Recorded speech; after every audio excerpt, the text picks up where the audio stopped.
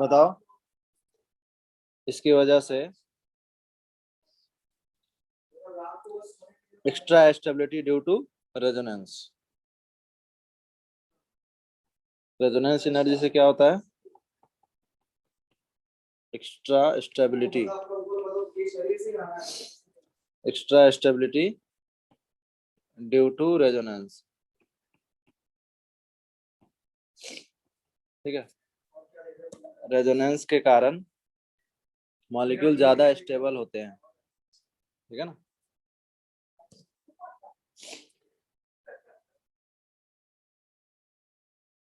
और इसके हम लोग ग्राफ भी देखे थे।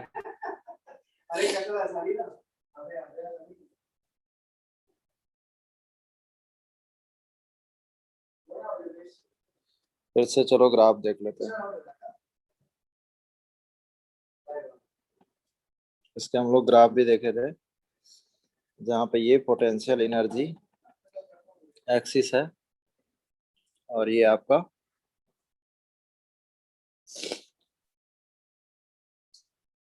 सबसे नीचे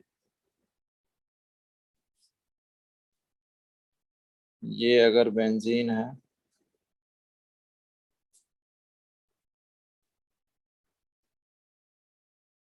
ये आपका बेंजीन था।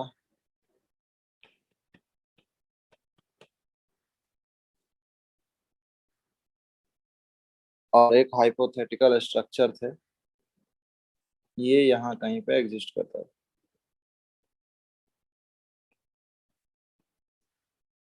ये क्या है? साइक्लो, हाइपोथेटिकल स्ट्रक्चर है साइक्लोहेक्सा 135 ट्राईइन। ये हाइपोथेटिकल स्ट्रक्चर है। रेजोनेंस एनर्जी जो कैलकुलेट होता है वो हीट ऑफ हाइड्रोजनेशन से कैलकुलेट होता है। ठीक है ना।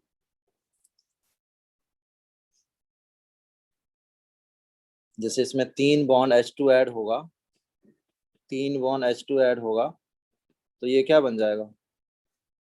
साइक्लोहेक्सेन बन जाएगा। तो यहाँ पे जो हीट ऑफ हाइड्रोजनेशन निकलेगा, ठीक है ना, उससे हम ये रेजोनेंस एनर्जी कैलकुलेट करते हैं। ठीक है।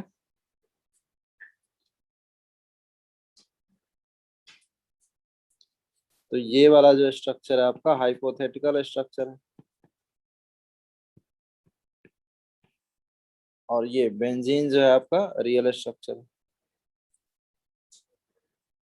अंदर है क्या? अच्छा। तो इन्हीं के जो रेजोनेंस एनर्जी का जो डिफरेंस था, ठीक है ना, इनके रेजोनेंस एनर्जी का जो डिफरेंस है वो आपका एक H2 मॉल जब ऐड करते हैं, ठीक है, यहाँ पे अगर हम लोग ऐसा कहें कि ये साइक्लोहेक्सीन है, ठीक है, तो यहाँ पे H2 H2 ऐड करें तो ये साइक्लोहेक्सेन बन जाएगा साइक्लोहेक्सेन से, और यहाँ पे 120 किलो जूल पर मोल एनर्जी रिलीज होती है। तो सिमिलरली अगर 3 मोल H2 ऐड होगा तो कितना एनर्जी आना चाहिए? 3 × 120, ये थ्योरेटिकल वैल्यू हो गया। 360 किलो जूल यहाँ पे एनर्जी आना चाहिए। ठीक है। Yes sir. लेकिन इसकी जो एनर्जी थी वो कितना थी? ये जो एनर्जी एक्सपेरिमेंटली ऑब्जर्व हुआ, कि ये जो एनर्जी ऑब्जर्व हुआ, अगर ये सपोज ये एक्सिस है, ठीक है, तो इसकी एनर्जी जो है थ्योरेटिकली कितना आया? 360, लेकिन एक्सपेरिमेंटली आया 208 किलो जूल पर मोल। तो बाकी जो एनर्जी मिली वो किससे मिल गई? रेजोनेंस एनर्जी से मिल गई। ठीक है ना, रेजोनेंस ने उसको बाकी एनर्जी प्रोवाइड कर दिया और 208 किलो जूल पे ही वो स्टेबल हो गए। तो ये जो एनर्जी डिफरेंस आया, यही एनर्जी डिफरेंस क्या कहलाता है? Resonance energy. समझ में आया? Yes sir. ठीक है, थियोरेटिकली इतना रिक्वायरमेंट था, ठीक है, और एक्सपेरिमेंटली ये जो एनर्जी डिफरेंस है, ठीक है ना, 360 माइनस 208, यही क्या है आपका रेजोनेंस एनर्जी। तो resonance energy, do you think resonance energy जितना ज्यादा होगा मॉलिक्यूल की स्टेबिलिटी उतनी बढ़ जाएगी? Yes sir. ठीक है ना, रेजोनेंस एनर्जी जितना ज्यादा होगा मॉलिक्यूल की स्टेबिलिटी उतना ज्यादा बढ़ जाएगा। क्योंकि अगर ये एनर्जी ज्यादा होगा, ठीक है ना, यहाँ पे यहाँ पे देखो, ये जो एनर्जी है ये कितना डिमांड कर रहा था, 360। तो मॉलिक्यूल जितना स्टेबल होगा, ठीक है ना, मतलब अभी सपोज आपको ये इतना प्रोवाइड कौन किया होगा, इतना प्रोवाइड किया हुआ होगा रेजोनेंस एनर्जी से, और ज्यादा रेजोनेंस एनर्जी प्रोवाइड होगा तो और नीचे मॉलिक्यूल आ जाएगा, यहाँ पे आ जाएगा सपोज। ठीक है, तो रेजोनेंस एनर्जी उस केस में क्या हो गया, इतना हो गया, यस और नो? तो और यस ज्यादा सर। मॉलिक्यूल स्टेबल होगा, तो सीधा सीधा हम स्टेबिलिटी से फाइंड आउट कर सकते हैं रेजोनेंस एनर्जी। तो इस पे हम लोग क्वेश्चन करते हैं, अगर रेजोनेंस एनर्जी के मैंने क्वेश्चन भी दिए थे, अब वो सीधा सीधा स्टेबिलिटी से करने हैं।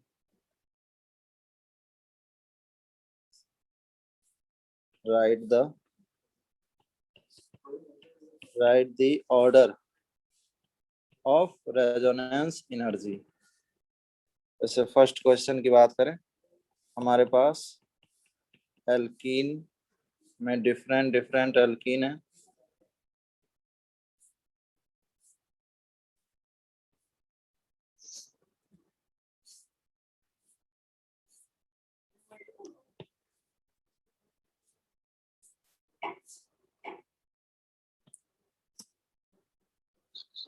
इसमें आपको रेजोनेंस एनर्जी के ऑर्डर बताना है।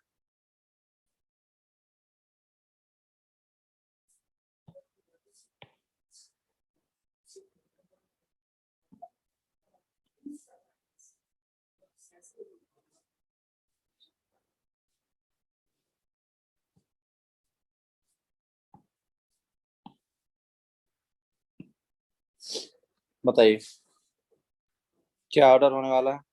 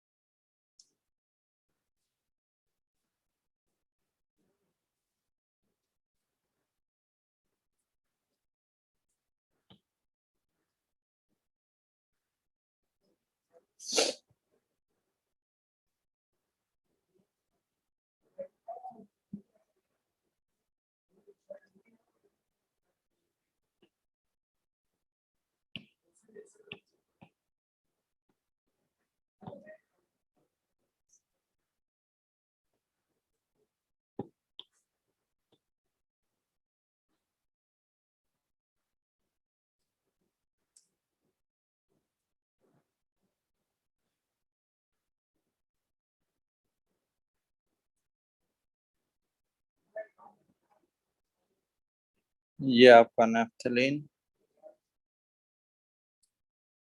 और ये आपका एंथ्रासीन।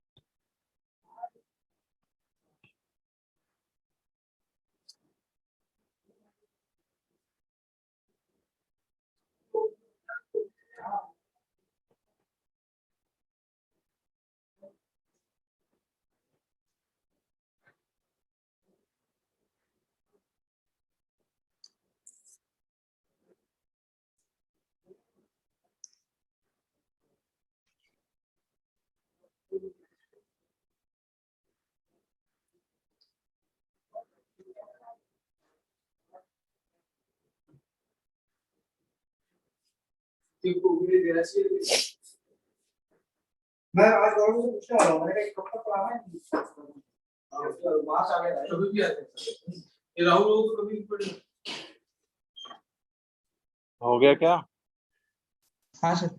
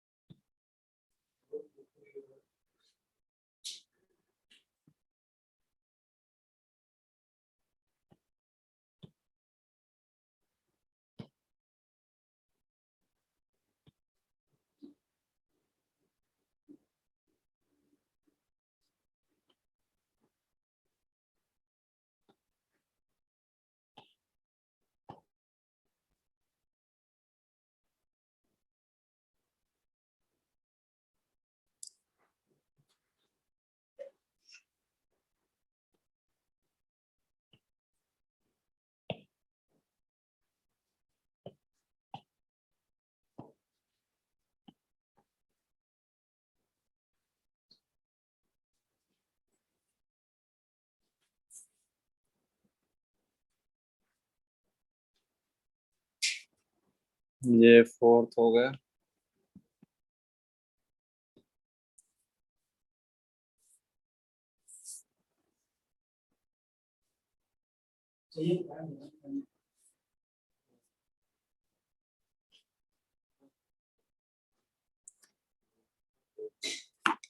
सर इसमें कहो फिफ्थ का बताओ। CS3COOH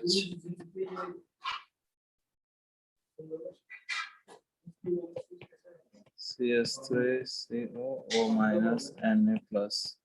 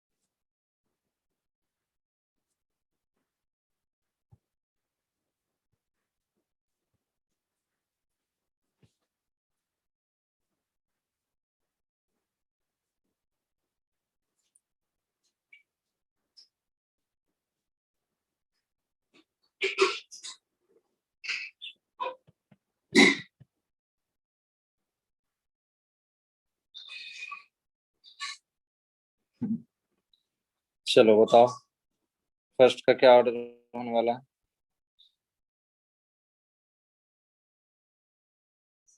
सर DCB है।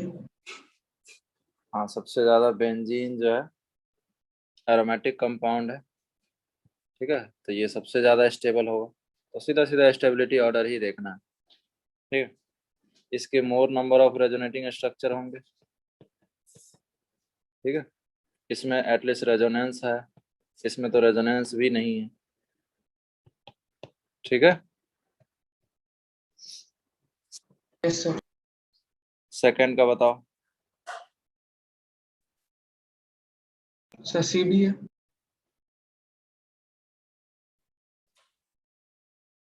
इसमें आपका ये ऑर्डर हो जाएगा, मोर नंबर ऑफ रेजोनेटिंग स्ट्रक्चर, ठीक है।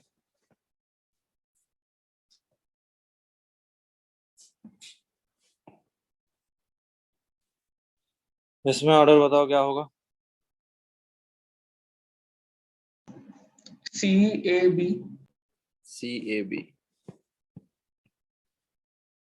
ठीक है। इसमें सल्फर के जो है ना रेजोनेंस काफी इफेक्टिव होते हैं, ठीक है। फिर नाइट्रोजन के, ऑक्सीजन के नहीं, ड्यू टू मोर इलेक्ट्रोनेगेटिविटी उसका उतना इलेक्ट्रॉन इसमें पार्टिसिपेट नहीं करता। नेक्स्ट, पूरा रेजोनेटिंग स्ट्रक्चर पे है, इसका जो रेजोनेटिंग स्ट्रक्चर है ज्यादा होता है, मोर रेजोनेटिंग स्ट्रक्चर, इसमें ज्यादा रेजोनेंस होगा, ठीक है ना। ये नेगेटिव चार्ज, मोर रेजोनेंस। 6 में बताओ। A। 6 में ए एरोमेटिक कंपाउंड है, सर 7th में B। बी का ज्यादा हो जाएगा, मोर रेजोनेंस, इजिली इजिली डोनेट कर देगा नाइट्रोजन। इसमें बता दो, ये एक एरोमेटिक कंपाउंड हो जाएगा। A, लास्ट डेफिनेटली ये हो जाएगा, इनके लोन पेयर ज्यादा रेजोनेंस में होते हैं, ठीक है। Yes sir. इसके बाद यहाँ पे रेजोनेंस की कहानी खत्म होती है। इसके बाद हम लोग हाइपर कंजुगेशन, ठीक है, हाइपर कंजुगेशन की बात करेंगे। Baker Nathan effect, hyper conjugation या फिर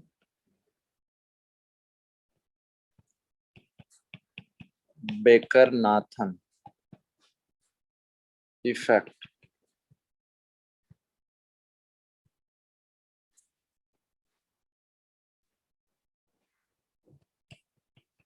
हाइपर कंजुगेशन, ये लास्ट इफेक्ट है, हाइपर कंजुगेशन इफेक्ट। ये बहुत आसान है, इसमें ज्यादा इसका इसके भी दो टाइप होते हैं, ठीक है। रिवर्स हाइपर कंजुगेशन जो है हमारे सिलेबस में नहीं है, तो उसे पढ़ना नहीं है, ठीक है। तो इसमें हम केवल प्लस HC की ही बात करेंगे, ठीक है। अगर हम इसकी पॉसिबिलिटी की बात करें तो it is possible in alkane alkyne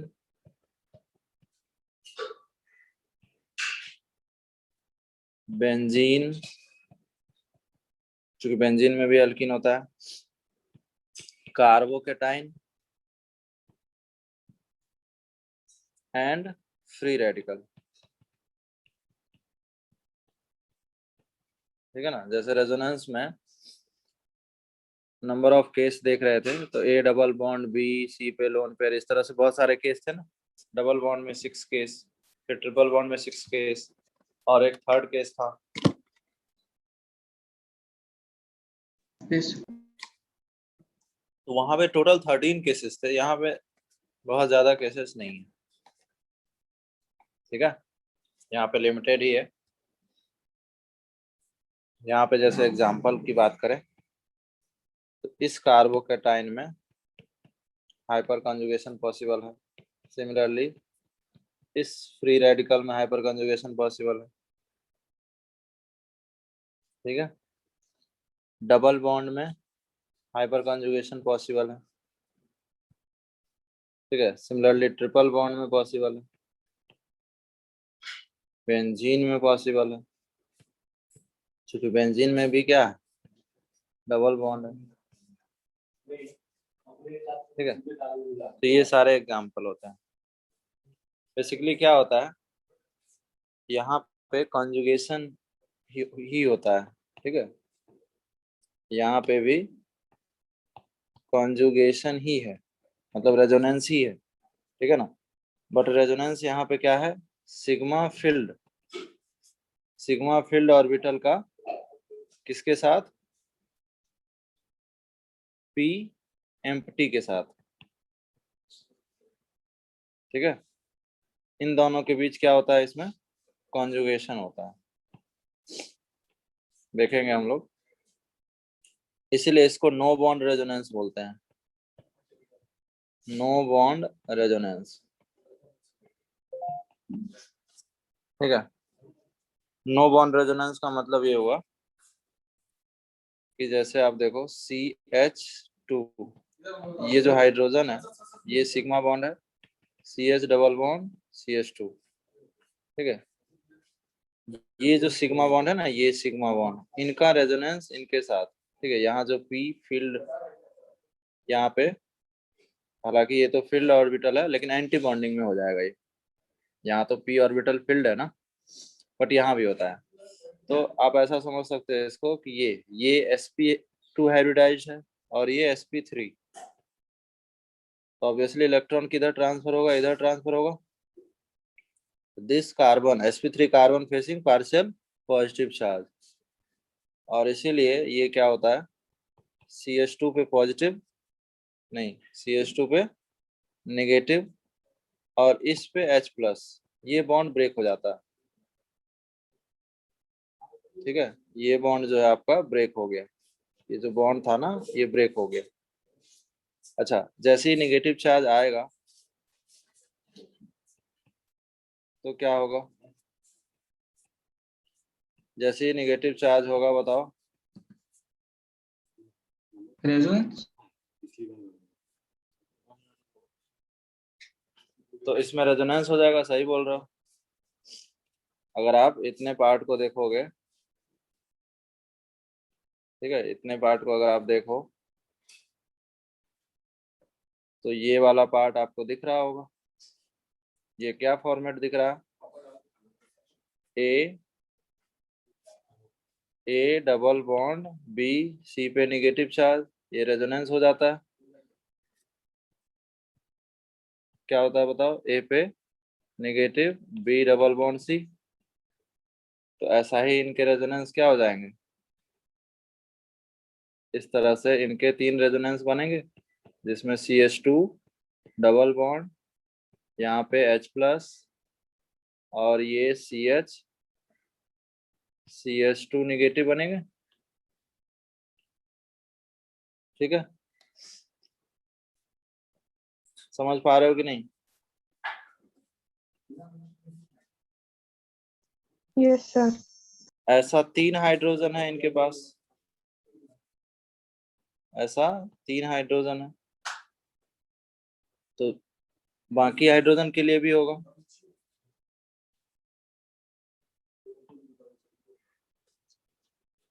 बोलो। Yes sir. ऐसा बाकी हाइड्रोजन के लिए भी, लेट्स से दिस हाइड्रोजन के लिए H+, CH2, CH2 माइनस। ठीक है,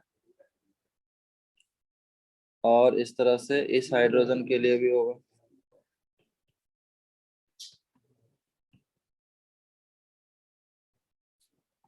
CH2 माइनस। ठीक है ना, तो तीन, ये जो है ना, तीन जो हाइड्रोजन है इसको अल्फा हाइड्रोजन बोलते हैं। ठीक है, नंबर ऑफ अल्फा हाइड्रोजन की बात करें तो यहाँ पे तीन है। ठीक है, थ्री क्या है आपके अल्फा हाइड्रोजन, इसलिए यहाँ पे तीन स्ट्रक्चर बने हैं। ठीक है, यस सर। तो सिमिलरली अगर हमारे पास इस तरह से CH3 CH double bond CH and CH,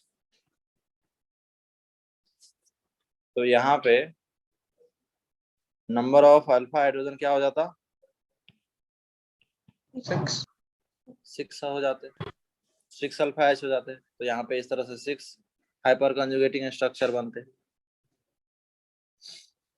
ठीक है, और ऐसा ही एल्कीन में होता है तो एल्काइन में भी हो सकता है, जैसे इसमें भी होगा, जैसे डबल बॉन्ड में पॉसिबल है वैसे यहाँ भी होगा।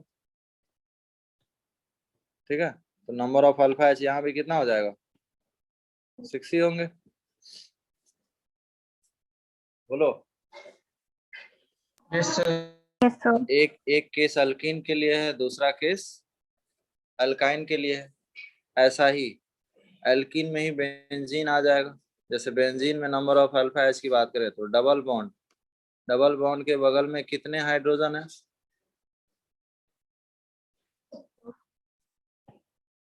डबल बॉन्ड के बगल में कितने हाइड्रोजन दिख रहे हैं आपको,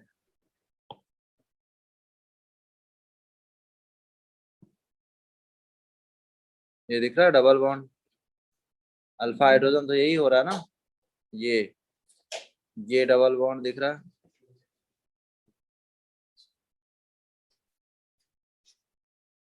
ये डबल बॉन्ड दिख रहा है ना, इसी डबल बॉन्ड के बगल में तीन हाइड्रोजन है, तो यहाँ पे 3 अल्फा एच हो जाएगा। क्लियर? सर 4 होंगे ना? कौन से हाइड्रोजन, ये हाइड्रोजन, हाँ। ये हाइड्रोजन sp2 कार्बन से है। ओके ठीक है, समझा। ठीक है, यहाँ पे जो हाइड्रोजन की बात कर रहा था वो sp3 पे होना चाहिए। ठीक है, मतलब ये सब हाइड्रोजन क्या होना चाहिए, sp3 होना चाहिए। sp3 हाइड्रोजन की बात कर रहे हैं हम लोग, sp3 हाइड्रोजन ही दे पाएगा। ठीक है, हाइड्रोजन तो ये भी है, बट ये हाइड्रोजन क्या है, sp2 है। ठीक है, हाँ sir. Number of alpha H जो है आपको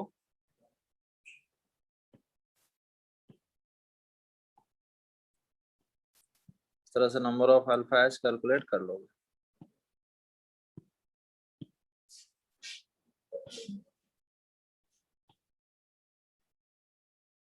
सिमिलरली अगर हम थर्ड केस की बात करें, केस थर्ड हमारे पास किसका है, वैकेंट ऑर्बिटल का। ठीक है ना, सिग्मा बॉन्ड और वैकेंट ऑर्बिटल, तो यहाँ पे नंबर ऑफ अल्फा एच कितना हो जाएगा,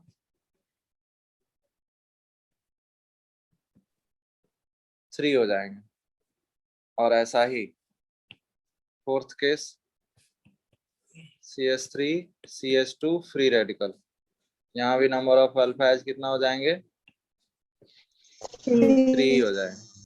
ठीक है, तो जैसा कार्बोकेटाइन में होता है वैसा ही फ्री रेडिकल में होता है। तो ये आपका अल्फा पोजीशन की बात हो रहा है। ठीक है, तो मैं कुछ स्ट्रक्चर देता हूँ, वहां पे आपको अल्फा हाइड्रोजन बताने हैं। जहाँ पे sp3 होगा से कोई देगा। मैंने आंसर लिख दिए है, इसमें किसी क्वेश्चन में डिस्कस करना है तो बताओ। तुम लोग का भी यही है, Yes, sir. सारे सारे सही है। Yes sir. चलो नेक्स्ट बना लो, जल्दी से ये बना लो।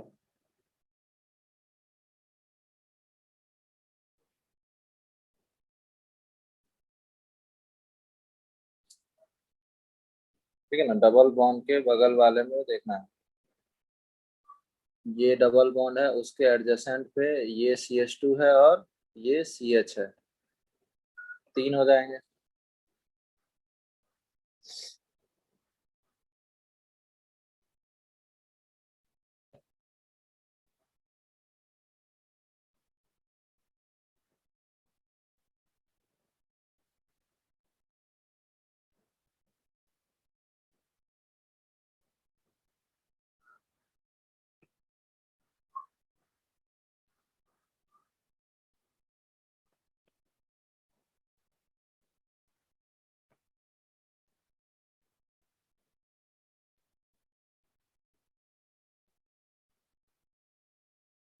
ठीक है, सही है सबके।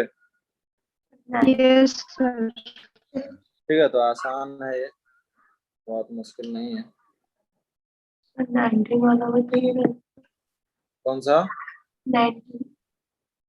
देखो ये डबल बॉन्ड है, इस डबल बॉन्ड के बगल में ये CH3 और ये एक CH4।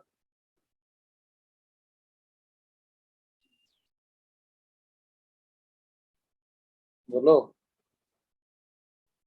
Yes sir. ठीक है, और किसी में डाउट?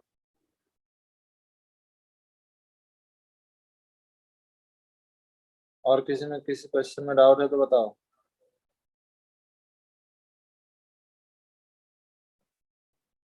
चलो नहीं है, ये होमवर्क रहेगा। ठीक है, कर लोगे ना? Yes sir. Yes sir. ठीक है, ये होमवर्क रहेगा। ये आप लोग, तो बहुत आसान है, बहुत मुश्किल नहीं है, कर लोगे आप लोग।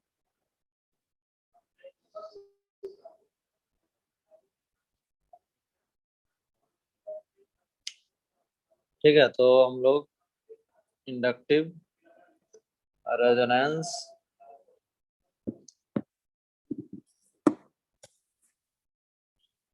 और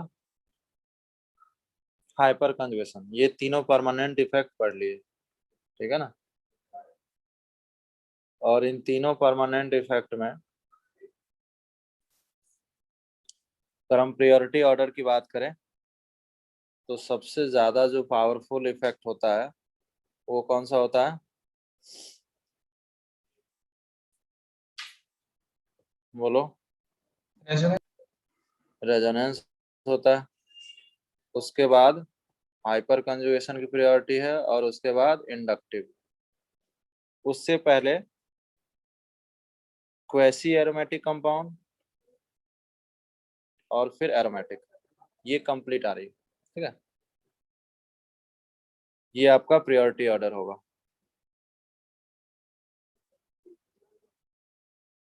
ठीक है, priority yes order sir. Of stability,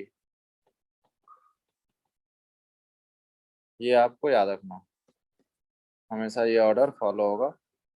ठीक है, ये आप ध्यान रखना।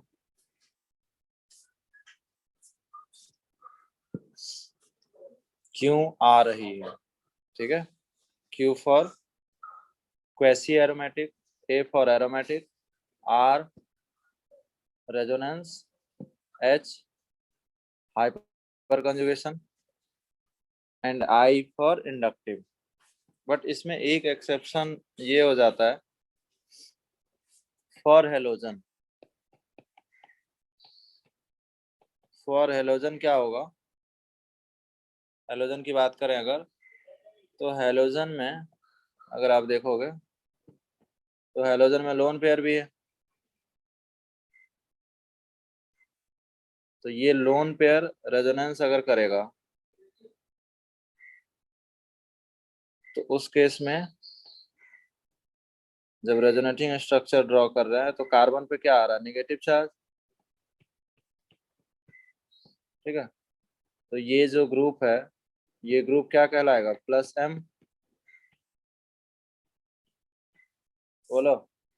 Yes sir. क्योंकि कार्बन क्या बना? Electron. Carbon, carbon making electron rich if carbon making electron rich group is known as plus m group. Similarly एक इफेक्ट यहाँ पे ये भी है कि अगर हम इस बॉन्ड की बात करें, पर्टिकुलर इस बॉन्ड की, तो यहाँ पे इस बॉन्ड में क्या हो रहा है, ये आपका पार्शियल नेगेटिव और ये कार्बन पार्शियल पॉजिटिव।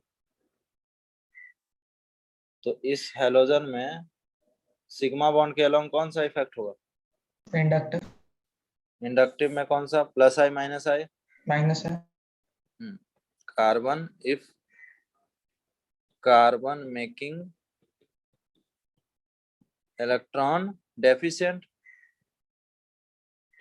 बोलो। If carbon making electron deficient the group is known as minus I. ठीक है, अब एक ही कंपाउंड में दोनों इफेक्ट लग रहे हैं, तो according to R H I क्या होना चाहिए? According to R H I क्या होना चाहिए था? अकॉर्डिंग टू जो प्रायोरिटी रूल अभी पढ़े, Q R Q A R H I, तो इंडक्टिव क्या होना चाहिए? Least priority. बट ये रूल यहाँ पे नहीं फॉलो होता इस केस में। इसमें प्रायोरिटी ऑर्डर क्या हो जाता है?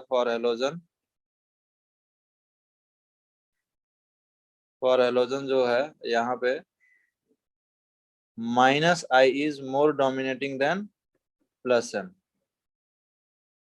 ठीक है, ये काफी इंपॉर्टेंट है, ये ध्यान रखना आपको।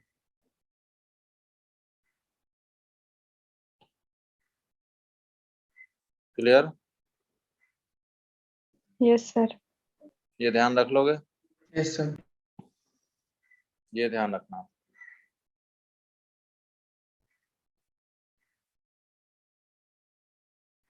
ये आपको ध्यान रखना।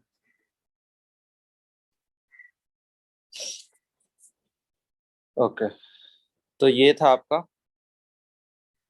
तीनों इफेक्ट, और फॉर हेलोजन के लिए आपका इंडक्टिव। चूंकि आप देखोगे ना तो प्लस एम के ऑर्डर में ना, प्लस एम के ऑर्डर में हेलोजन सबसे लास्ट में है, और माइनस आई के ऑर्डर देखोगे तो हेलोजन बहुत आगे है। ठीक है ना, तो यहाँ पे इलेक्ट्रोनेगेटिविटी इतना ज्यादा है कि इंडक्टिव इफेक्ट जो है डोमिनेट कर जाता है ओवर रेजोनेंस। अदरवाइज तो हमेशा यही रूल होगा, अदरवाइज तो हमेशा यही रूल होने वाला है।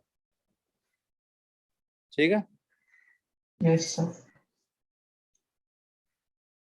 तो अब हम लोग स्टेबिलिटी कंपैरिजन कर सकते हैं।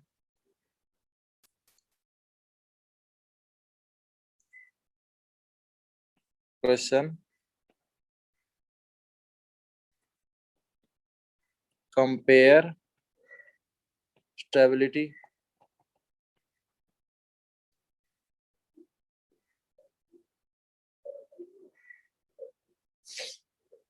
फर्स्ट क्वेश्चन की बात करें, CH3 CH2 positive, CH3 positive, and similarly CH3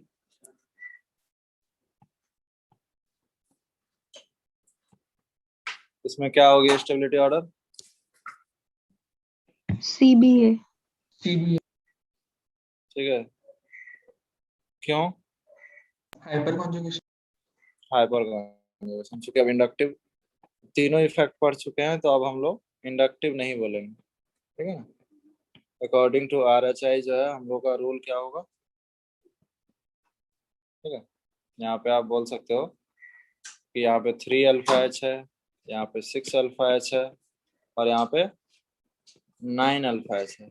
जितना ज्यादा अल्फा एच होगा, ठीक है, अल्फा एच भी तो रेजोनेंस ही है, उतना ज्यादा इफेक्टिव रेजोनेंस होगा, चार्ज उतना ज्यादा स्टेबल होगा। ठीक है, ठीक है, तो रटना नहीं है, लॉजिक समझना है। सेकंड में बता दो, ABC। सेकंड में आपका ABC हो जाएगा। सही बात है।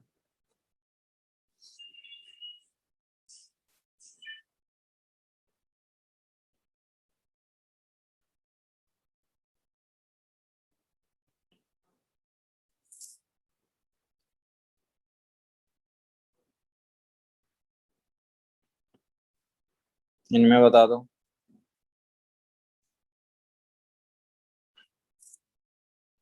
AB। कौन ज्यादा स्टेबल होगा? A। ये ज्यादा स्टेबल हो जाएगा।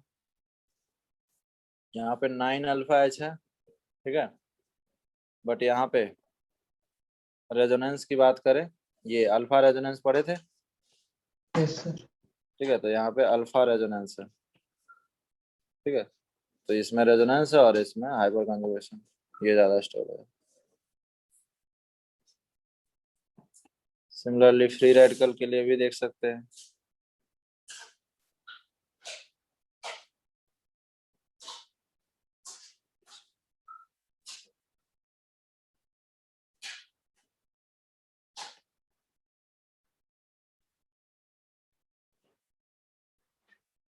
इनमें ज्यादा स्टेबल कौन होगा? A। ये ज्यादा स्टेबल हो जाएगा, ठीक है, तो स्टेबिलिटी ऑर्डर तो आसानी से कर सकते हैं।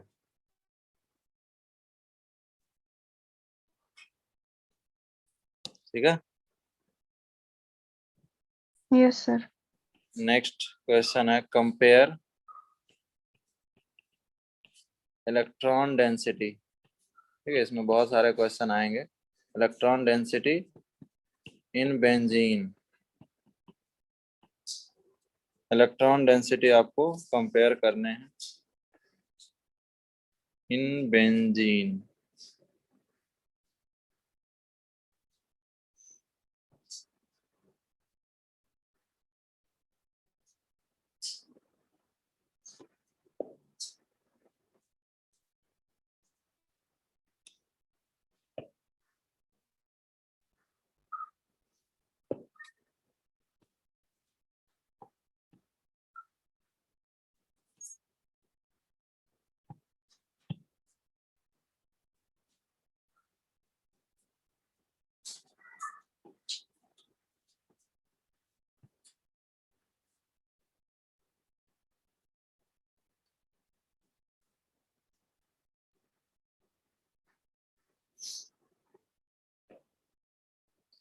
इस रिंग में आपका इलेक्ट्रॉन डेंसिटी बताना है।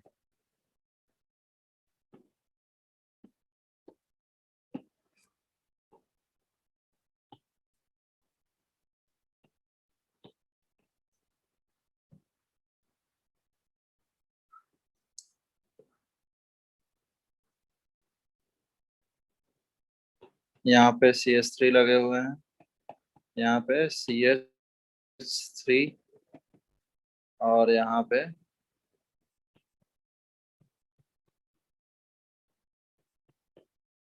इस तरह से 3 ग्रुप लगे हुए हैं। तो आपको सिमिलरली बताने हैं किस ग्रुप में इलेक्ट्रॉन डेंसिटी ज्यादा हो, किस बेंजीन में।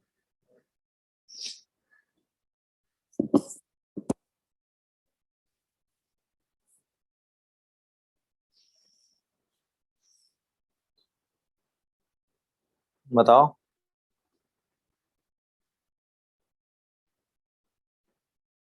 आवाज आ रही है?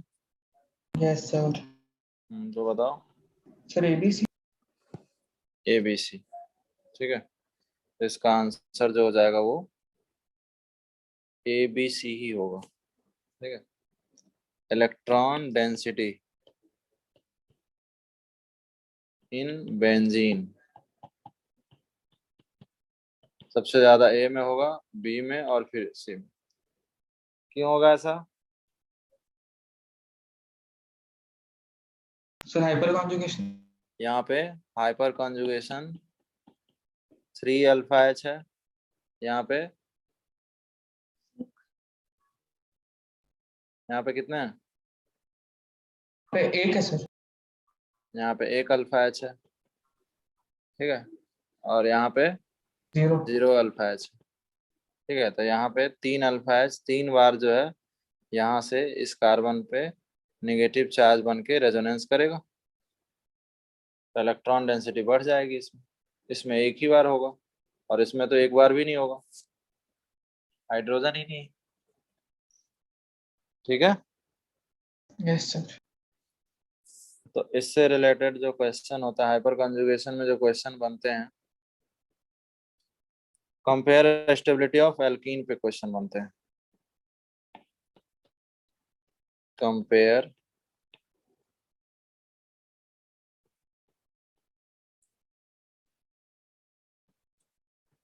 Compare stability of alkene.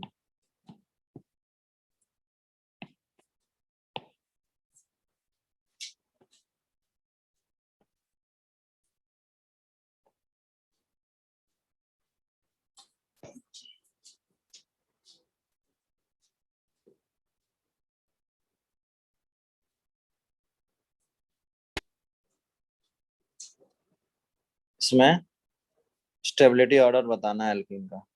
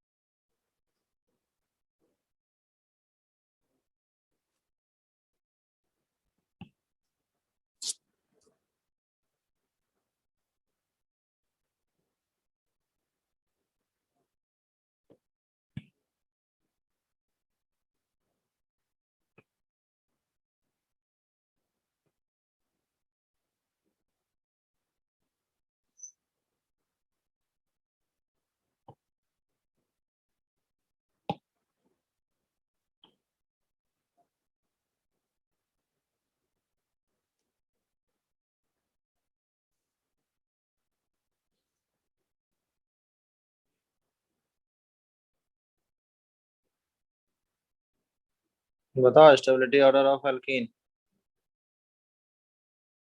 First में एबीसी।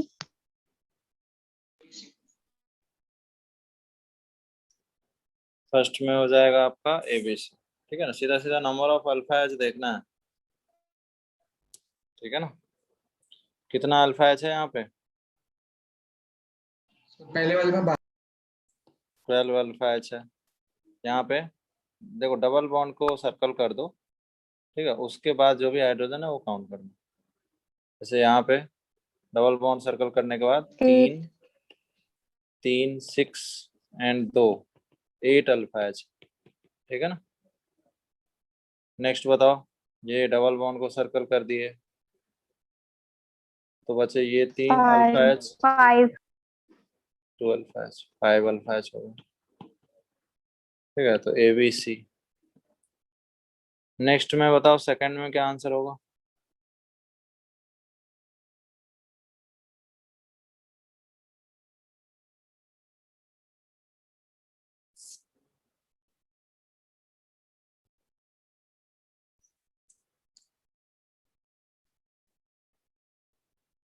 बताओ यहाँ पे नंबर ऑफ अल्फा एच क्या है?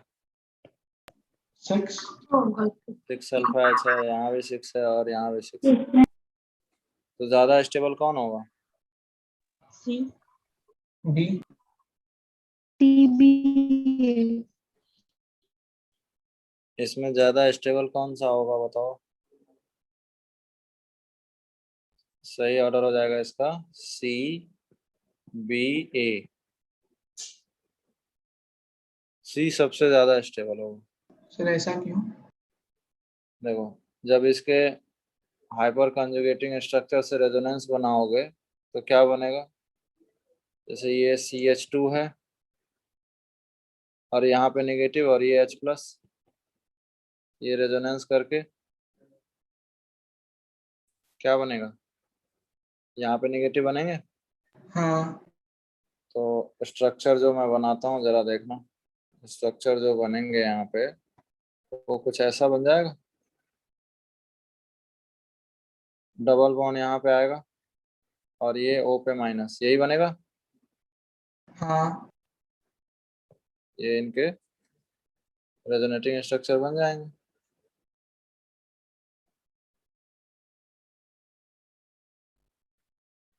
तो ये क्या बना? सिमिलरली इसमें भी बना के देख लो।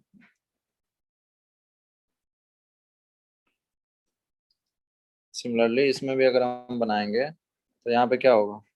ये CH2 माइनस यहाँ गया तो यहाँ डबल बॉन्ड और इस पे नेगेटिव चार्ज, यही बनेगा ना। हाँ सर।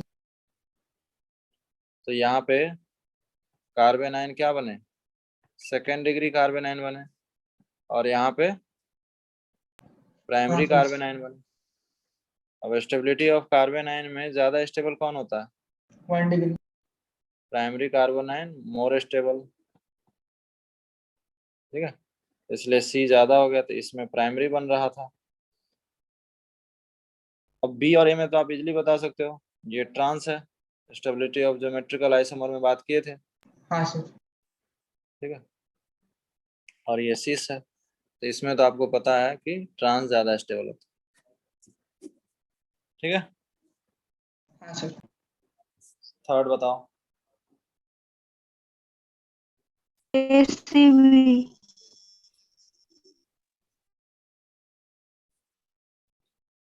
थर्ड का हो जाएगा ACB।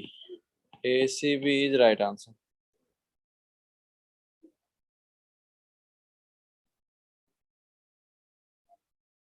ठीक है।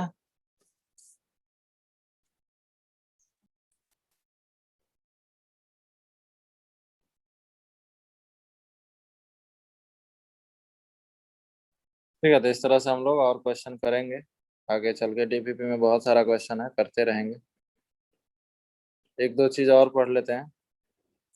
Heat of hydrogenation, heat of, ठीक है। ये सब जो स्टेबिलिटी आया है उसी से आता है, ठीक है। अगर हीट ऑफ हाइड्रोजनेशन का डायरेक्ट क्वेश्चन आया जाए, जैसे रेजोनेंस एनर्जी या stability of alkene determined by heat of hydrogenation, क्या होता है heat of hydrogenation?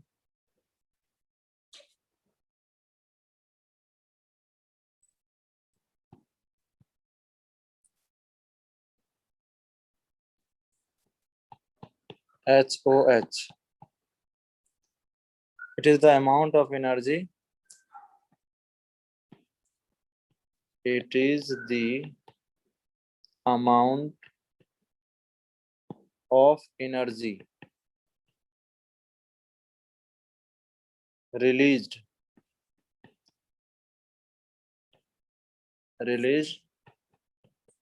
per mole of the substance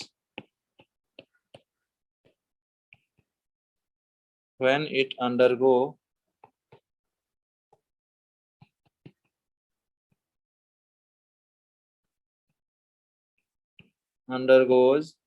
complete combustion, या ऐसा होगा कंप्लीट हाइड्रोजनेशन।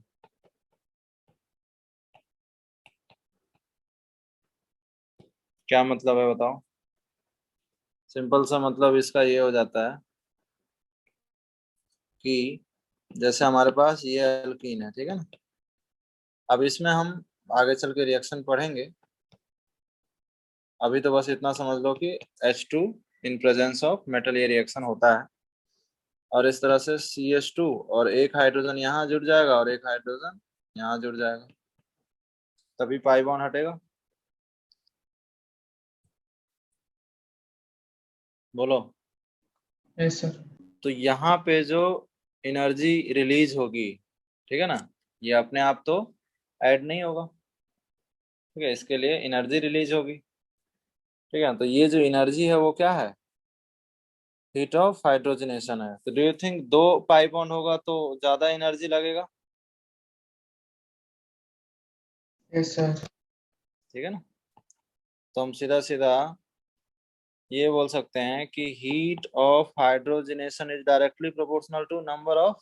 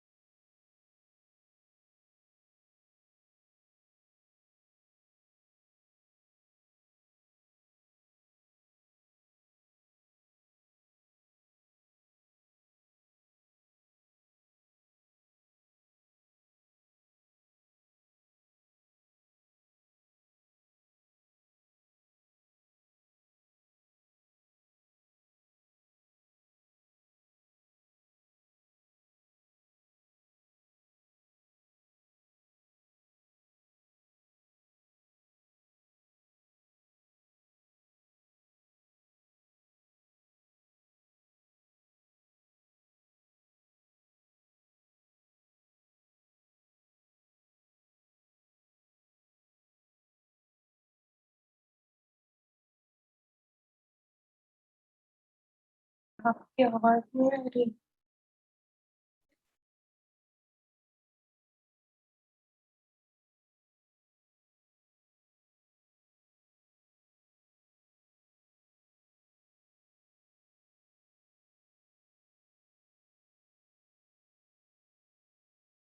सर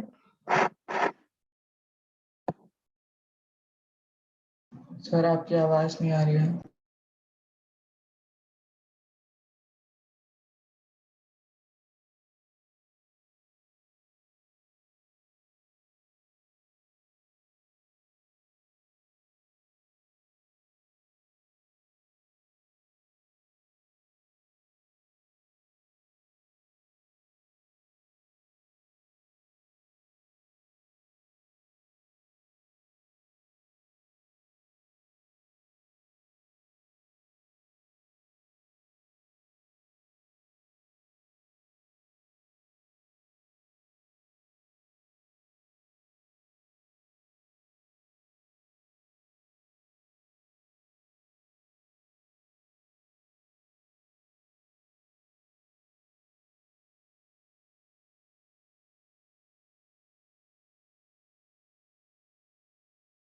सर अब स्क्रीन भी फ्रीज हो गई।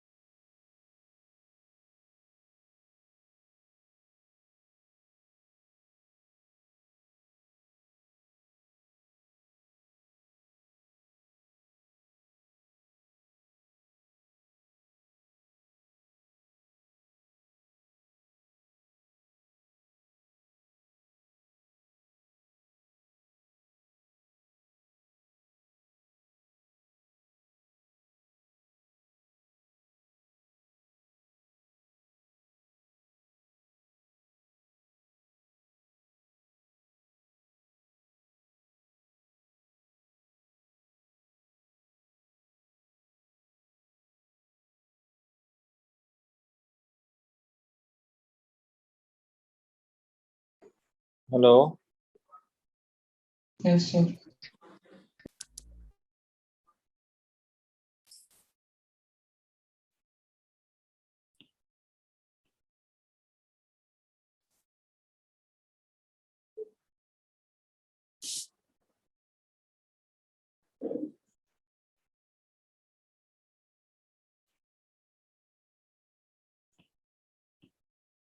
ओके, स्क्रीन दिख रहा है?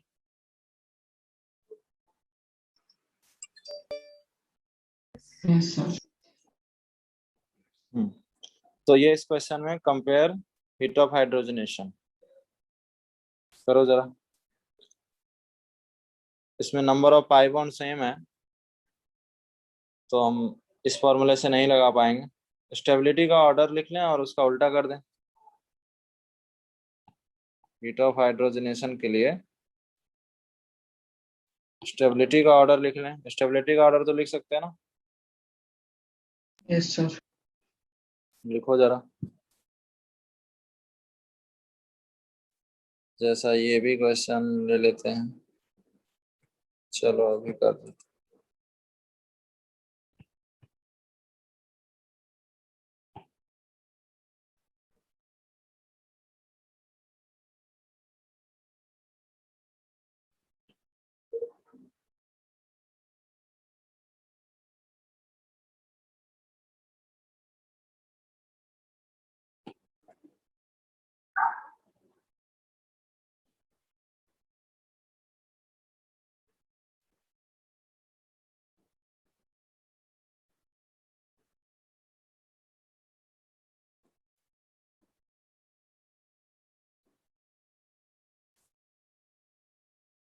हो गया स्टेबिलिटी ऑर्डर।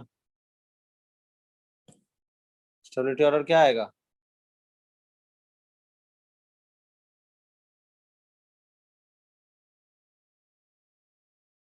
हेलो, आवाज आ रही है कि नहीं?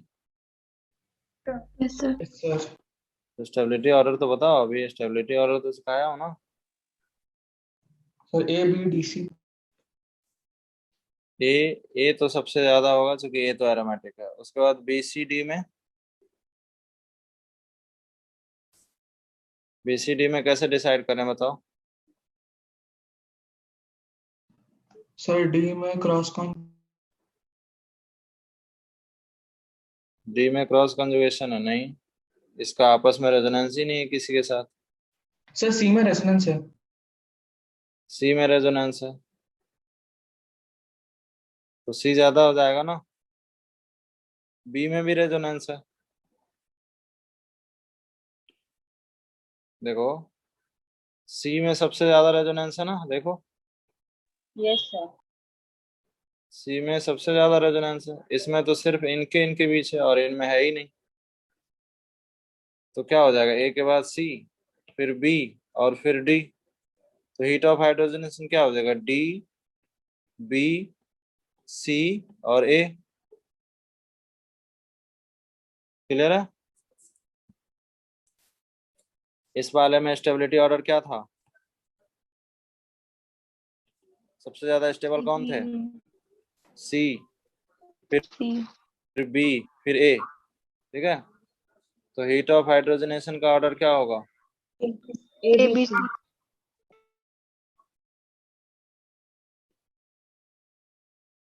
ए, बी, फिर सी। क्लियर है ना सबको?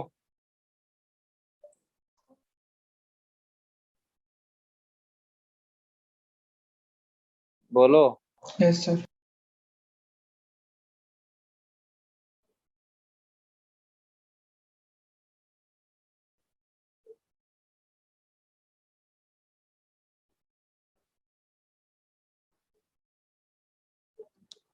नेक्स्ट है हीट ऑफ कंबशन। नेक्स्ट हम लोग पढ़ेंगे heat of combustion.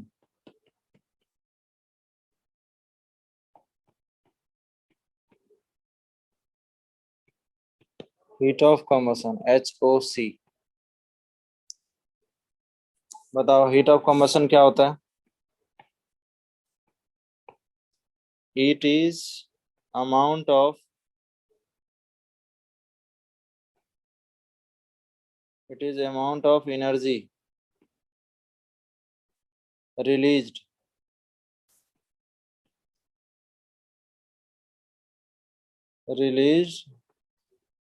when 1 mole of substance is burned in presence of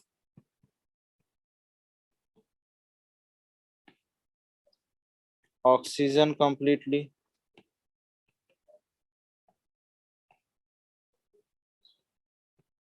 ठीक है, Yes, यानी sir. जितना ज्यादा कार्बन होगा हीट ऑफ कंबशन उतना ज्यादा हो जाएगा।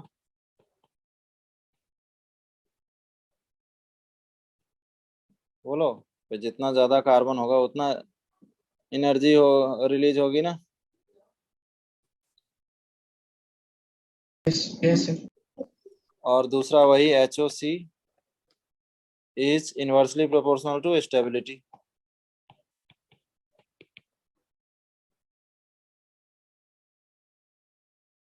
ठीक है, Yes, sir. तो पिछला वाला ही फॉर्मूला लग गया है इसमें भी। तो कंपेयर क्वेश्चन लिखते हैं, कंपेयर HOC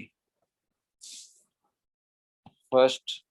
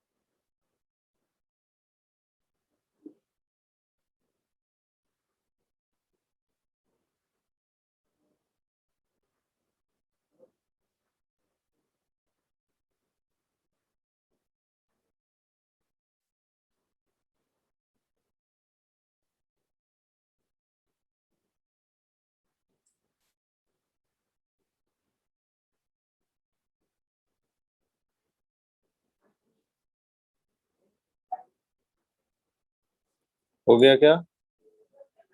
Yes, sir. बताओ फर्स्ट का आंसर। ABC. फर्स्ट का आंसर क्या हो जाएगा? A B C. फर्स्ट का आंसर ए बी सी हो जाएगा। Second, CBA। C B A. Third बताओ। ADBEC। A D B C A. A D B BEC। B E C. क्या ये सही है आशीष? तुम्हारा क्या नाम है बेटा? दीक्षा। दीक्षा। आशीष तुम्हारा क्या आ रहा है? Sir DAEBC। D A E B C, यही? हाँ सर। ये करेक्ट है।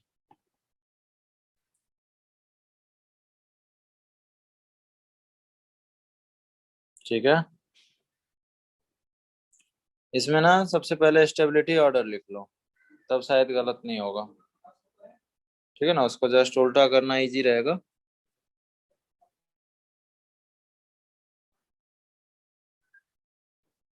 ठीक है,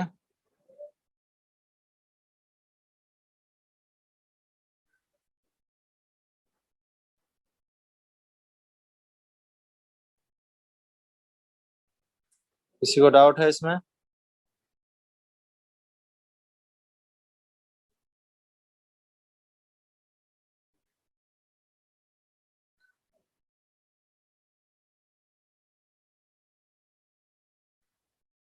बोल नहीं रहे हो यार। और एक बार बताइए कैसे। देखो, अभी एचओसी के लिए क्या क्या पॉइंट बताया गया है? Directly proportional to number of carbon और inversely proportional to stability.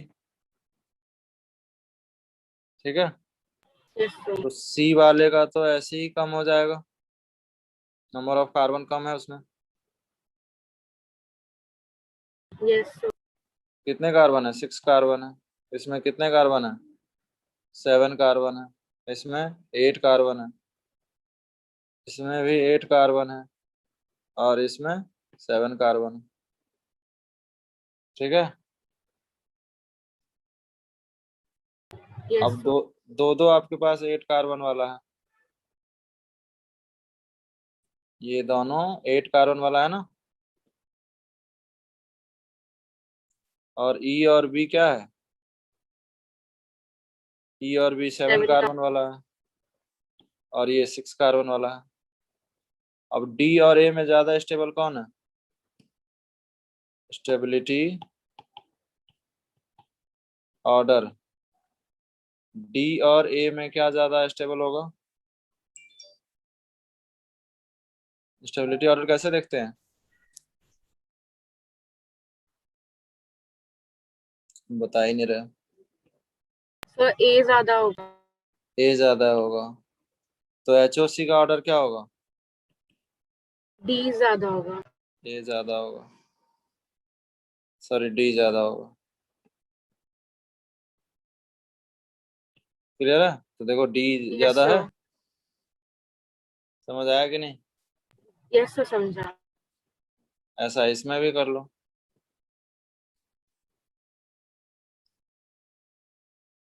Sir ए कैसे मतलब ए ज्यादा स्टेबल है डी से, एक बार ये बताइए ना।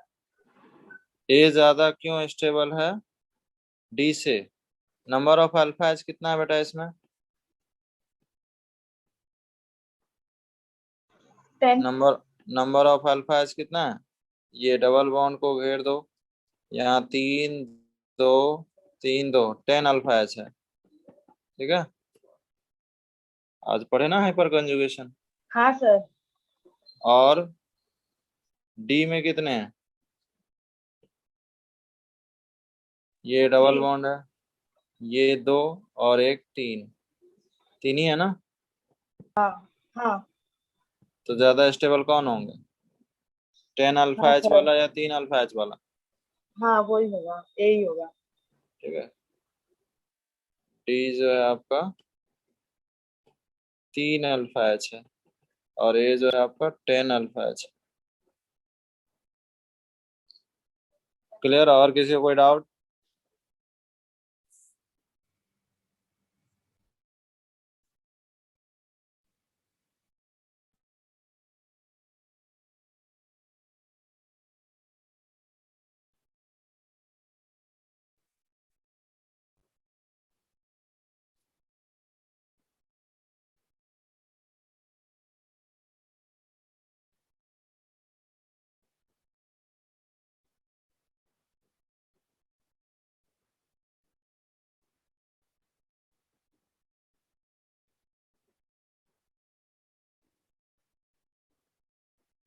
बोलो, किसी को डाउट है इसमें?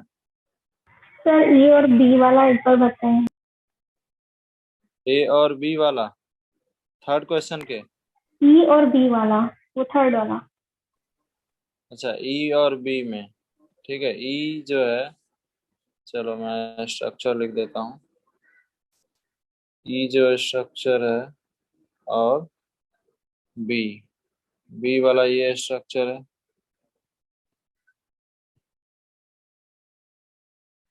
और ई आपके पास ये स्ट्रक्चर है। नंबर ऑफ अल्फा एच बताओ दोनों में। आप ही को बताना number of alpha H. First वाले में 8 है और सेकंड में 4। सेकेंड में 4 है और फर्स्ट में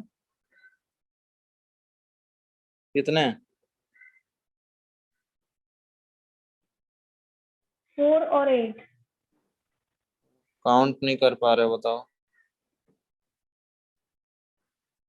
यहाँ पे 2 है, यहाँ पे 2 और यहाँ पे 3, टोटल कितने? 7। 7। अब बताओ स्टेबिलिटी ऑर्डर में क्या होगा? बी इन दोनों वाला में स्टेबिलिटी ऑर्डर क्या होगा? ये बी है और ये ई, यही है ना? हाँ हाँ, समझा सर, समझा। ठीक है ना, कुछ भी मुश्किल नहीं है। 7 अल्फा एच, यहाँ 4 अल्फा एच, तो बी ज्यादा स्टेबल है ई से। ठीक है, तो एच ओ सी क्या हो जाएगा? ई ज्यादा हो जाएगा और ई ज्यादा होगा बी से। ठीक है, हाँ सही है। तो इस तरह से ये ऑर्डर हो जाएगा। क्लियर?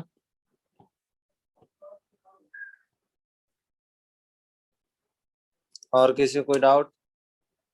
ठीक है, पूछते रहो, अच्छा लगता है। अगर आप पूछ रहे हो इसका मतलब है कि आप सीख रहे हो। ठीक है ना?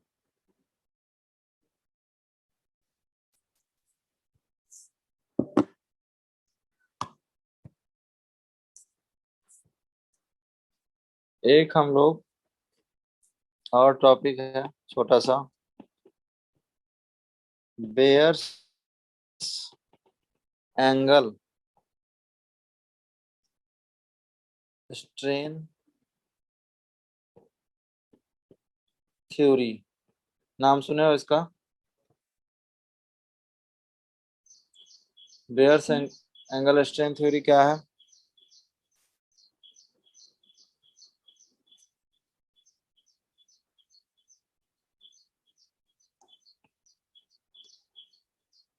It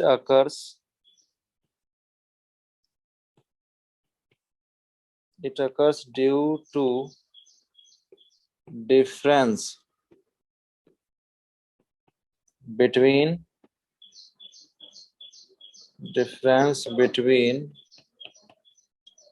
actual angle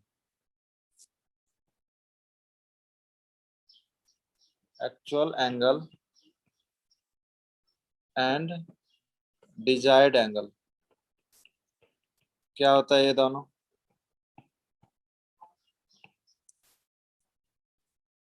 जैसे ये साइक्लोप्रोपेन का एक्चुअल एंगल कितना है? ये एक्चुअल एंगल है 60 डिग्री है। बोलो। Yes sir. बट ये sp3 हाइब्रिडाइज है, तो डिजायर्ड एंगल कितना होगा? 10। इन दोनों के जो डिफरेंस है वही क्या है?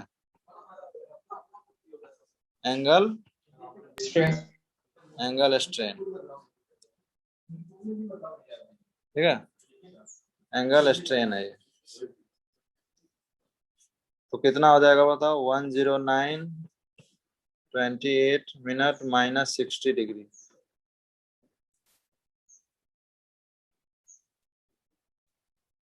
कितना आ जाएगा?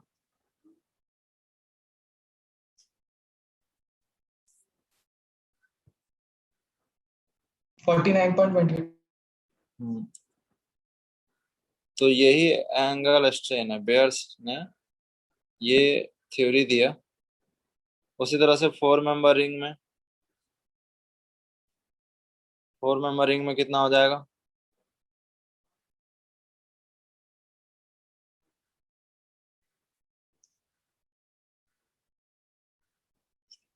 सिमिलरली 5 मेंबर रिंग में कितना हो जाएगा?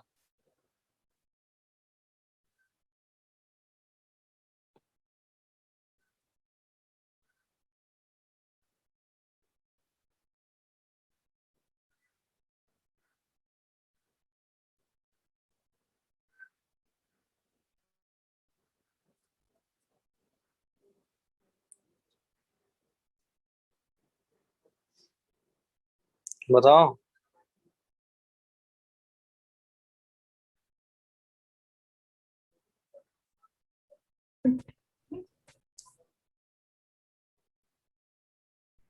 बोल ही नहीं रहा।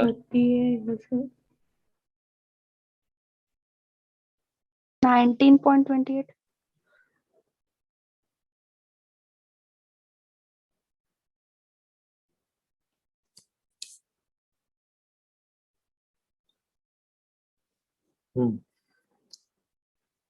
तो इसमें इसमें आपका आ गया 49।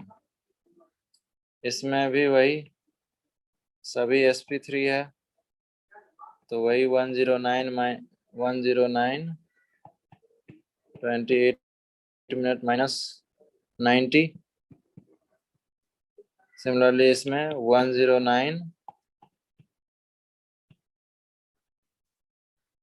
108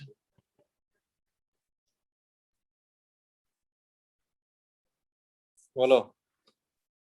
और इसमें कितना हो जाएगा? 109 माइनस 28 120। Yes sir. तो कितना हो जाएंगे? यहाँ पे 19 डिग्री, यहाँ पे 1 डिग्री, और यहाँ पे -10.70। तो इस तरह से देखो एंगल स्ट्रेन जो है, इधर क्या हो रहा है? एंगल स्ट्रेन क्या हो गया? डिक्रीज हो रहा है। Yes sir. एंगल स्ट्रेन सबसे ज्यादा 3 मेंबर में है, फिर 4, और सबसे कम 5 मेंबर में है। Yes sir. अब बताओ, जो रिंग होता है वो प्लेनर होता है क्या? Yes sir. ओपन और रिंग स्ट्रक्चर में तो ज्यादा प्लेनर कौन होगा?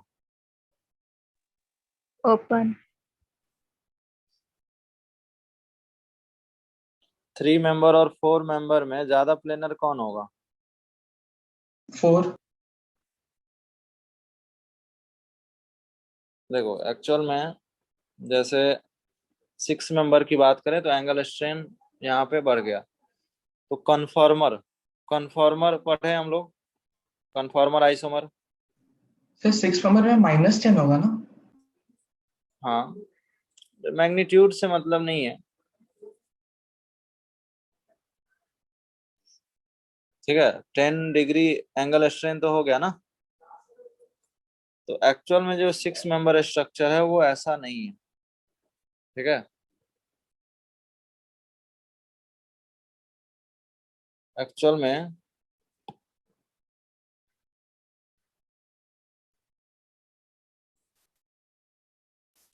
हम लोग कॉन्फॉर्मेशनल आइसोमर पढ़े थे, जहाँ पे एल एल्केन के कन्फॉर्मर पढ़े थे। वहां पे हमने ये सीखा था कि सिंगल बॉन्ड ये क्या होता है, रोटेशन होता है इसमें, उसी sir. रोटेशन से ये सब एंगल, ये इस टाइप से 6 मेंबर साइक्लोहेक्सेन इस तरह से रोटेट होता है, इसके सभी एंगल क्या है 10928। एक्चुअल स्ट्रक्चर ये है, ठीक है, एक्चुअल स्ट्रक्चर ये है। तो यहाँ पे अगर हम निकालेंगे तो क्या होगा, एंगल स्ट्रेंथ कितना आ जाएगा 0 डिग्री आ जाएगा। Yes sir. तो इसके हिसाब से स्टेबिलिटी ऑर्डर क्या होना चाहिए, सबसे ज्यादा एंगल स्ट्रेंथ तो थर्ड में था, 6 मेंबर ज्यादा, फिर बोलो 5 4 एंड 3। समझ पा रहे हो ये चीज? तो इसका through out the organic chemistry आपका यूज होने वाला है। बेयर्स स्ट्रेंथ थ्योरी जो है, यही थ्योरी दिया है उसने। A false assumption was made in theory that ring are planar, ठीक है ना। रिंग जो है प्लेनर जरूरी नहीं है कि रिंग प्लेनर होता है। जैसे आप देखो ये नॉन प्लेनर स्ट्रक्चर है, साइक्लोहेक्सेन प्लेनर नहीं होता, ठीक है। छोटे रिंग की बात करें तो प्लेनर होता है, 3 मेंबर लगभग प्लेनर हो जाता है, 4 मेंबर से फिर नॉन प्लेनरिटी आते जाती है, ठीक है। तो एंगल स्ट्रेंथ जो है ना, स्टेबिलिटी ऑर्डर की जब भी बात आएगी तो ये पॉइंट ध्यान रखना है, ठीक है। ये ध्यान रखना है ये वाला।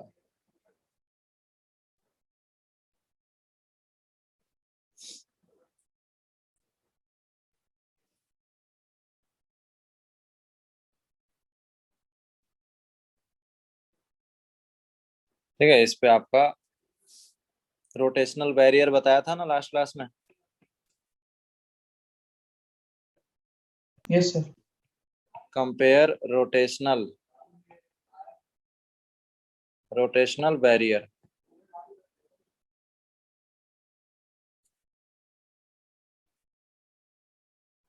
रोटेशनल बैरियर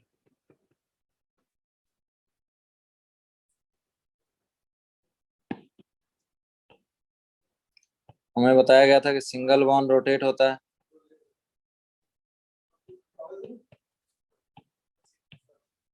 सिंगल बॉन्ड क्या है, फ्री टू रोटेशन है ना। Yes sir. तो रोटेशनल बैरियर कैलकुलेट करना है।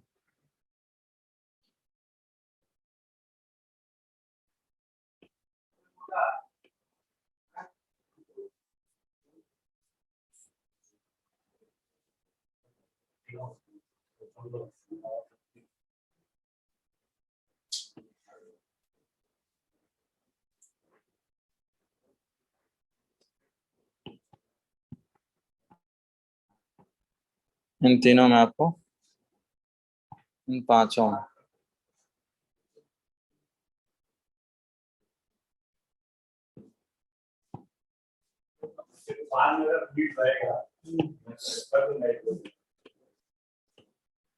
ये वाले जो बॉन्ड है ना, इसके अबाउट रोटेशनल बैरियर निकालना है।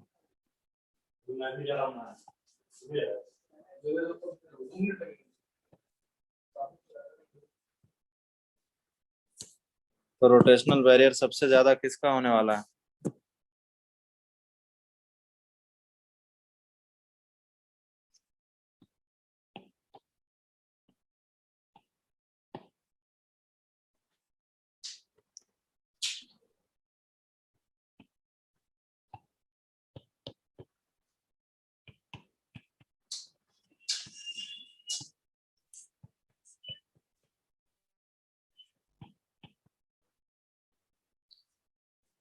कन्फॉर्मेशनल आइसोमर में देखे थे कि सिंगल बॉन्ड रोटेट हो जाता है ना रूम टेम्परेचर पे, Yes sir. ठीक है ना। तो ये डबल बॉन्ड है, बोलो हाँ सर। तो डबल बॉन्ड रोटेट हो पाएगा, नहीं। नहीं हो पाएगा। तो ये सी, ये डी और ये ई। तो बताओ रोटेशनल एनर्जी सबसे ज्यादा किसका होगा, E का। ई का हो जाएगा। उसके बाद डी उसके बाद सी हो जाएगा, सी क्योंकि सी में 6 अल्फा एच है। बोलो, यस सर। सी में 6 अल्फा एच है, तो कम से कम 6 टाइम्स वो सिंगल बॉन्ड बनेगा ना। इस स्ट्रक्चर का जब अल्फा एच आप इसके no bond resonance structure draw करोगे तो ऐसा ड्रॉ होगा, हाँ होगा कि नहीं? तो ये सिंगल बॉन्ड बना कि नहीं, देखो हाँ ये जो डबल बॉन्ड था, ये जो डबल बॉन्ड था ये क्या बन गया, सिंगल बॉन्ड बना। हाँ। तो ऐसा 6 टाइम होगा इसमें, तो ई के बाद क्या हो जाएगा, सी। वैसे अगर 6 बार होगा तो फिर रोटेशनल वैल्यू कम हो जाएगा ना उसका। हाँ, तो कम ही तो है ई से, हाँ सर। इसलिए तो कम हुआ।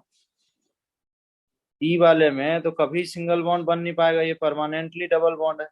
हाँ लेकिन सी में भी परमानेंटली डबल बॉन्ड है, लेकिन अल्फा एच 6 अल्फा एच है, तो 6 time it become double bond to single bond.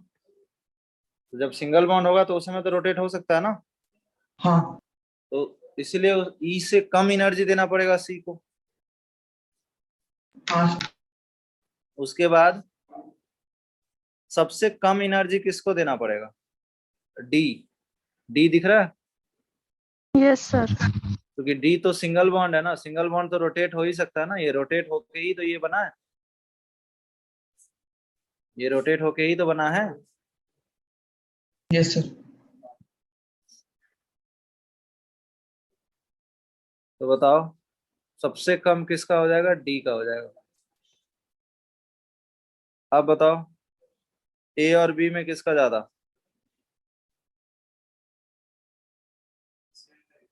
B में तो रेजोनेंस भी नहीं है, ए का ज्यादा बी से, ठीक है। सर बी में हाइपर कॉन्जुगेशन नहीं होगा। हाँ, तो हाइपर कंजुगेशन से ज्यादा इफेक्टिव रेजोनेंस होता है ना। हाँ सर। यहाँ पे 2 अल्फा एच है, उससे कहीं रेजोनेंस ज्यादा इफेक्टिव है। ऐसा ही सेकंड में भी कर सकते हैं। ये परमानेंटली, ये इसके अबाउट बताना है। सी में परमानेंटली क्या है, double bond, single bond, single bond. तो सी का सबसे कम हो जाएगा। ये ए ये बी, बी में तो परमानेंटली डबल बॉन्ड है, हाँ तो बी का सबसे ज्यादा,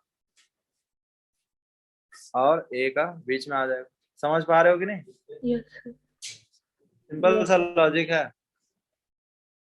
कन्फॉर्मेशनल आइसोमर में आपने देखा था कि सिंगल बॉन्ड ही रोटेट कर सकता है, लेकिन चूंकि रेजोनेंस और हाइपर कंजुगेशन अपवर्डली है, तो हमें पता है कि सिंगल बॉन्ड कभी डबल बॉन्ड बन जाता है, डबल बॉन्ड कभी सिंगल बॉन्ड बन जाता है। तो हाइपर कंजुगेशन को अप्लाई करके हम लोग रोटेशनल एनर्जी कैलकुलेट कर सकते हैं, कंपेरेटिवली बता सकते हैं, एग्जैक्ट तो नहीं बता पाए।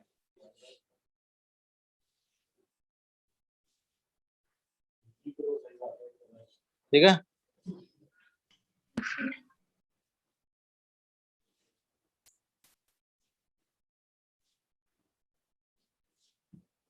तो एंगल स्ट्रेन से रिलेटेड भी बहुत सारे क्वेश्चन आ सकते हैं।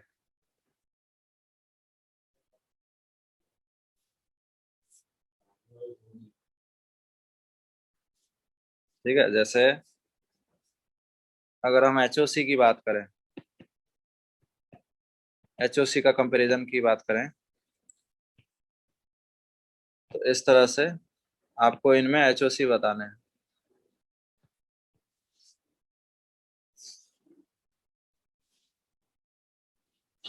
हीट ऑफ कंबसन, सी भी है।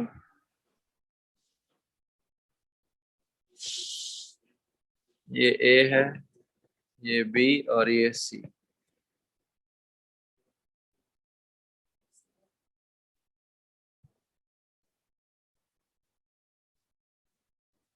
CBA हो जाएगा।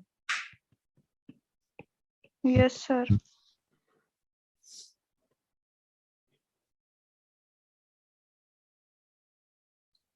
ऐसा ही एक क्वेश्चन और करो।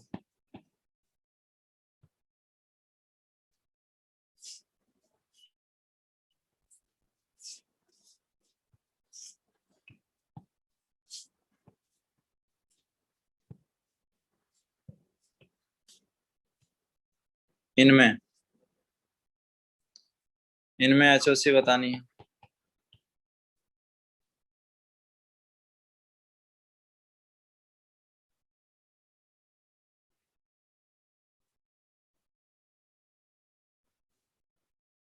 BEC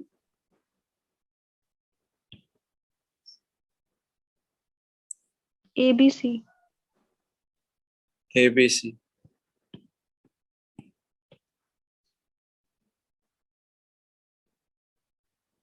और सेकंड वाला बताइए मुझे। कौन सा? सेकंड वाला सेकंड वाला ना। अंबिका। ए देख लो, ए में एंगल स्ट्रेंथ ज्यादा है तो अनस्टेबल है। स्टेबिलिटी के इनवर्सली प्रोपोर्शनल था ना।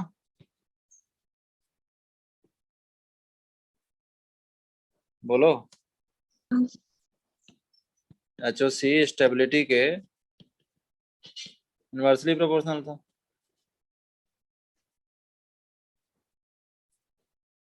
तो ए जो है एंगल स्ट्रेंथ बहुत ज्यादा है तो उसमें वो अनस्टेबल होगा, और अनस्टेबल का HOC ज्यादा होता है। बोलो। ये जो ए है ये मोस्ट क्या है? अनस्टेबल।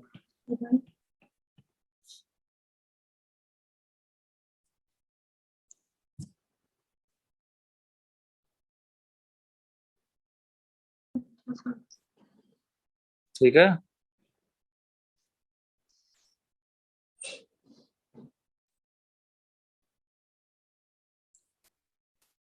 तो इस तरह से एंगल स्ट्रेन ध्यान रखना है थोड़ा सा। एक छोटा सा है बॉन्ड एनर्जी, ठीक है ना। लास्ट टॉपिक है रेजोनेंस का, वो है bond energy.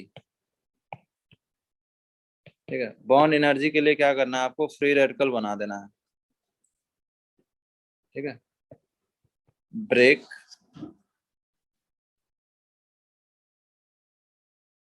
The CH bond homolytically.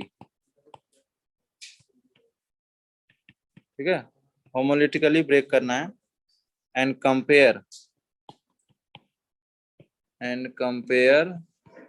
The stability of free radical. Free radical की तो स्टेबिलिटी आता ही है। ठीक है, यस सर। एक Yes. क्वेश्चन देता हूँ, करो जरा। सो तो स्टेबिलिटी ज्यादा तो बॉन्ड एनर्जी भी ज्यादा। नहीं, उसके अपोजिट होगा, बताता हूँ।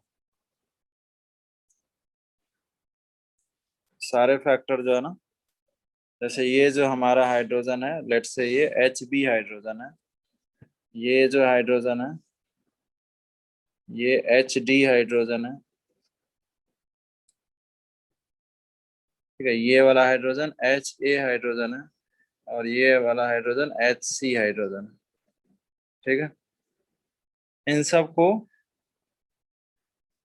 सब CH बॉन्ड को, ठीक है, ब्रेक कर देना है।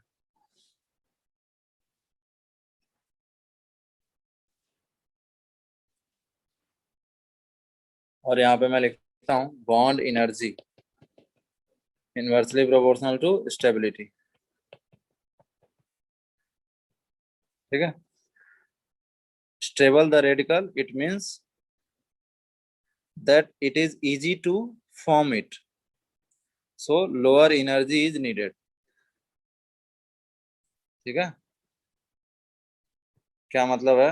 स्टेबल स्टेबल द रेडिकल, अगर जो रेडिकल जहां बनाएंगे अगर वो स्टेबल रेडिकल होगा, इट मीन्स क्या,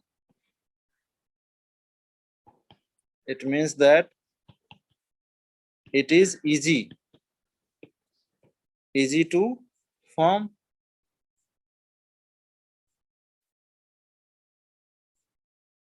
So lower energy is needed. ठीक है, तो मुझे बताओ HA HB HC में स्टेबिलिटी क्या होगा? स्टेबिलिटी ऑर्डर तो बता सकते हो ना? स्टेबिलिटी यहाँ पे देखो, ये फ्री रेडिकल यहाँ बनेगा, इसमें फ्री रेडिकल यहाँ बनेगा, इसमें फ्री रेडिकल यहाँ बनेगा और इसमें फ्री रेडिकल यहाँ बनेगा। सबसे ज्यादा कौन स्टेबल होगा बताओ? सर ये वाला ए वाला, चूंकि ए में तो रेजोनेंस हो जाएगा। ए डबल बॉन्ड पढ़े है ना ऐसा कुछ? हाँ सर रेजोनेंस में हमने पढ़ा है ऐसा कि डबल बॉन्ड के बगल वाले एटम सी पे फ्री रेडिकल होना चाहिए। ठीक है, तो ये ए है, ये बी है और ये सी है। तो सबसे ज्यादा तो ए, उसके बाद फिर कौन होगा? बी, उसके बाद बी, अल्फा एच वगैरह चेक कर लो, सी और सबसे लास्ट में डी, क्योंकि डबल बॉन्ड पे ही है।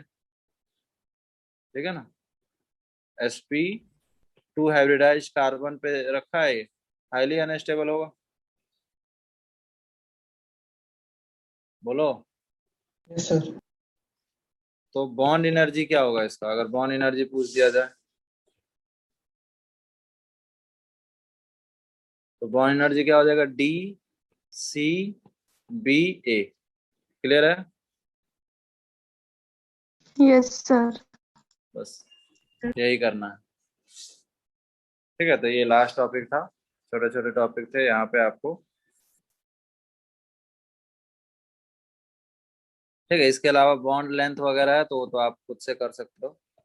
ठीक है, बॉन्ड लेंथ तो सिंपल सा लॉजिक है कि जैसे रेजोनेंस होगा, ठीक है ना, यहाँ पे हाइपर कंजुगेशन हो रहा है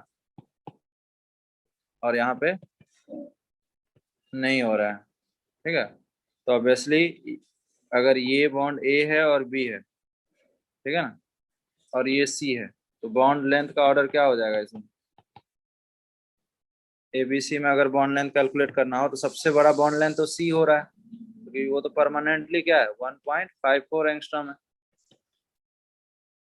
लेकिन यहाँ पे क्या है, अल्फा एच भी तो हो रहा होगा हाइपर कंजुगेशन, उस समय ये तो सिंगल बॉन्ड बन रहा होगा, तो ये 1.39 से ज्यादा ही होगा। बोलो। Yes sir. 1.34। ठीक है, मतलब डबल बॉन्ड, अगर ये डबल बॉन्ड होता तो 1.34 एंगस्ट्रॉम होता। लेकिन इतना तो कह सकते हैं ना कि उससे ये बड़ा होगा, क्योंकि सिंगल बॉन्ड बन रहा होगा इस अल्फा एच के कारण 3 बार। हाँ बोलो। Yes sir. तो सबसे बड़ा बॉन्ड सी है। अच्छा, ये जो ए बॉन्ड है ये ए बी से भी बड़ा सी क्यों हो गया? क्योंकि ए भी हमेशा 1.54 नहीं रहेगा, 1.54 से कम होगा, क्योंकि डबल बॉन्ड बनने वाला है। समझ आ रहा है ये सारी चीजें?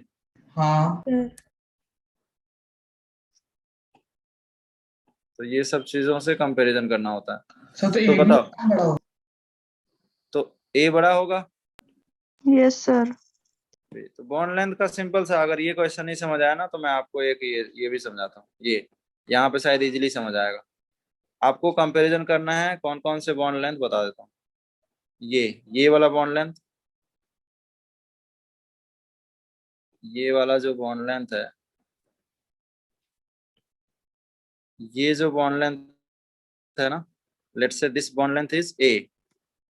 ठीक है, और ये जो बॉन्ड लेंथ है, let's say this bond length is B. तो बॉन्ड लेंथ का ऑर्डर बताओ। A B. A B. A greater than B.